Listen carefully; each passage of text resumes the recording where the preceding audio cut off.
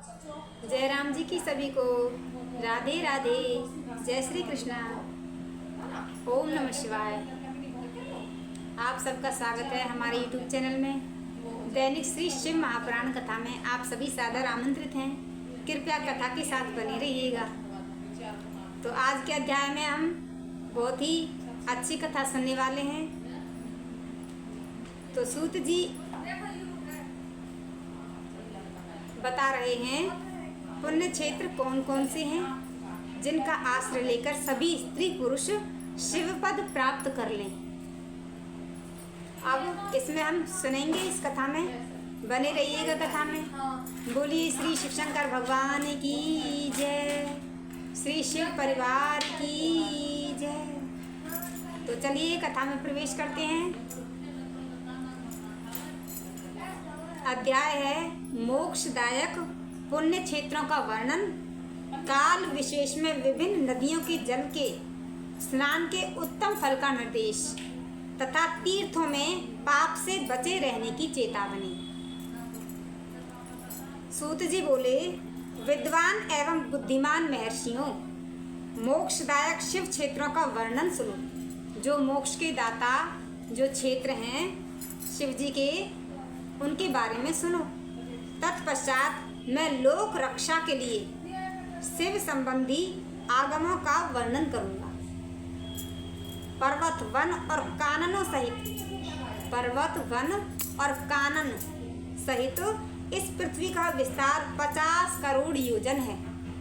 भगवान शिव की आज्ञा से पृथ्वी संपूर्ण जगत को धारण करके स्थित है।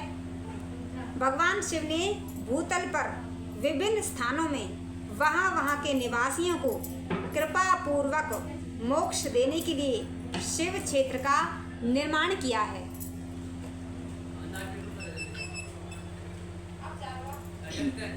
कुछ क्षेत्र ऐसे हैं जिन्हें देवताओं तथा ऋषियों ने अपना वास स्थान बनाकर अनुग्रहित किया है, इसलिए उनमें तीर्थत्व प्रकट हो गया, तो वहाँ तीर्थ बन गया।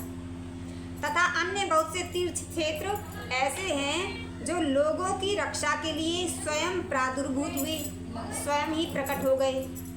तीर्थ और क्षेत्र में जाने पर मनुष्य को स्नान, दान और जप आदि करना चाहिए, अन्यथा वह रोग, दरिद्रता तथा मूर्खता आदि दोषों का भागी होता है। जो मनुष्य इस भारतवर्ष के भीतर मृत्यु को प्राप्त होता है, वह अपने पुण्य के फल से ब्रह्मलोक में वास करके पुण्यक्ष के पश्चात पुनः मनुष्य योनि में ही जन्म लेता है। पापी मनुष्य पाप करके दुर्गति में ही पड़ा रहता है। ब्राह्मणों, पुण्य क्षेत्र में पाप कर्म किया जाए तो वह और भी दृढ़ हो जाता है। अतः पुण्य क्षेत्र में निवास करते समय सूक्ष्म से सूक्ष्म अथवा थोड़ा सा भी पाप ना करें। किसी तीर्थ स्थान पर, शुभ स्थान पर जाएं तो वहाँ जानकर या अनजाने में भी इतना सा भी पाप नहीं करना चाहिए। सिंधु और शतद्रु यानी कि सतलुज नदी के तट पर बहुत से पुण्य क्षेत्र हैं। सरस्वती नदी परम पवित्र और 60 मुख वाली कही गई है, अर्थात उसकी 60 धाराएं हैं। विद्वान पुरुष सरस्वती के उन धाराओं के तट पर निवास करे तो वह क्रमशः ब्रह्म पद को पा लेता है। हिमालय पर्वत से निकली हुई पुण्य सलिला गंगा 100 मुखों वाली नदी है। उसके तट पर काशी, प्रयाग आदि अनेक पुण्य क्षेत्र हैं। वहाँ मकर राशि के सूर्य होने पर गंगा की तटभूमि पहले से भी अधिक प्रशस्त एवं पुण्यदायी हो जाती है। सोनभद्र नदी की 10 धाराएं हैं। वह बृहस्पति के मकर राशि में आने पर अत्यंत पवित्र तथा अभिष्ट फल देने वाला हो जाता है। उस समय वहां स्नान और उपवास करने से विनायक पद की प्राप्ति होती है। पुण्य सलिला महानदी नर्मदा के 24 स्रोत हैं। उसमें स्नान तथा उसके तट पर निवास करने से मनुष्य को वैष्णव पद की प्राप्ति होती है, वैष्णव पद को प्राप्त हो जाता है। तमसा के 12 तथा रेवा नदी के 10 मुख हैं, अर्थात 10 धाराएं हैं। परम पुण्यमयी गोदावरी के 21 मुख बताए गए हैं। वह ब्रह्म हत्या तथा गौवध के पाप का भी नाश करने वाली एवं रुद्रलोक देने वाली है। कृष्णवेणी नदी का जल बड़ा पवित्र है। वह नदी समस्त पापों का नाश करने वाली है। उसके 18 मुख बताए गए हैं तथा वह विष्णु लोक प्रदान करने वाली है। तुंगभद्रा के 10 मुख हैं। वह ब्रह्मलोक देने वाली है। पुण्य सलिला सुवर्ण मुखरी के 9 मुख कहे गए हैं, 9 धाराएं कही गई हैं। ब्रह्मलोक से लौटे हुए जीव उसी के तट पर जन्म लेते हैं। सरस्वती नदी, पंपा सरोवर, कन्याकुमारी, अंतरीप तथा शुभ कारक श्वेत नदी, ये सभी पुण्य क्षेत्र हैं। इनके तट पर निवास करने से इंद्रलोक की प्राप्ति होती है। सह पर्वत से निकली हुई महानदी कावेरी परम पुण्यमयी है। कावेरी नदी, उसके 27 मुख बताए गए हैं। वह संपूर्ण अभिष्ट वस्तुओं को देने वाली है। उसके तट स्वर्गलोक की प्राप्ति कराने वाले तथा ब्रह्मा और विष्णु का पद देने वाले हैं। कावेरी के जो तट शैव क्षेत्र के अंतर्गत हैं, वे अभिष्ट फल देने के साथ ही शिवलोक प्रदान करने वाले भी हैं।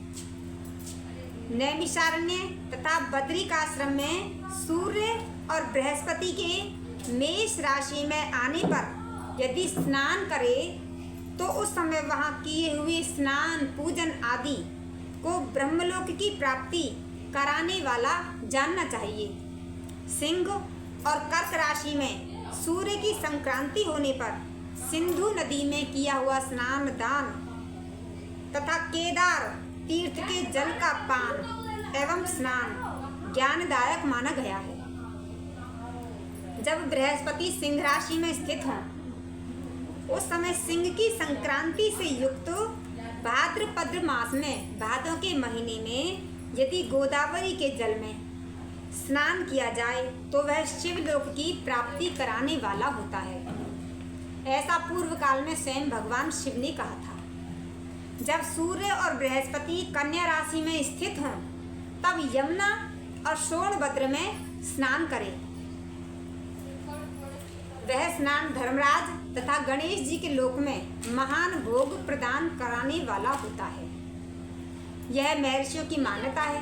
जब सूर्य और बृहस्पति तुला राशि में स्थित हों उस समय कावेरी नदी में स्नान करें। वह स्नान भगवान विष्णु के वचन की महिमा से संपूर्ण अभिष्ट वस्तुओं को देने वाला माना गया है। जब सूर्य और बृहस्पति वृश्चिक राशि पर आ जाए तब अगहन के महीने में नर्मदा नदी में स्नान करने से श्री विष्णु लोक की प्राप्ति हो सकती है। सूर्य और बृहस्पति के धन राशि में स्थित होने पर सुवर्णमुखी नदी में किया हुआ स्नान शिवलोक प्रदान करने वाला होता है। जैसा कि ब्रह्मा जी का वचन है, ब्रह्मा जी ने कहा है, जब सूर्य और बृहस्पति मकर राशि में स्थित हों उस समय महामास में गंगा जी के जल में स्नान करना चाहिए। ब्रह्मा जी का कथन है कि वह स्नान शिवलोक की प्राप्ति कराने वाला होता है। शिवलोक के पश्चात ब्रह्मा और विष्णु के स्थानों में सुख भोगने पर अंत में मनुष्य को ज्ञान की प्राप्ति हो जाती है। माघ मास में तथा सूर्य के कुंभ राशि में स्थित होने पर फाल्गुन मास में गंगा जी के तट पर किया हुआ श्राद्ध, फागुन के महीने में गंगा जी के तट पर किया हुआ श्राद्ध, पिंडदान अथवा तिलोदक दान पिता और नाना दोनों कुलों के पितरों की अनेकों पीढ़ियों का उद्धार करने वाला होता है। सूर्य और बृहस्पति जब मीन राशि में स्थित हों तब कृष्णवेणी नदी में किए गए स्नान की ऋषियों ने बहुत बड़ाई की है। उन महीनों में पूर्वोक्त तीर्थों में किया हुआ स्नान इंद्र पद की प्राप्ति कराने वाला होता है।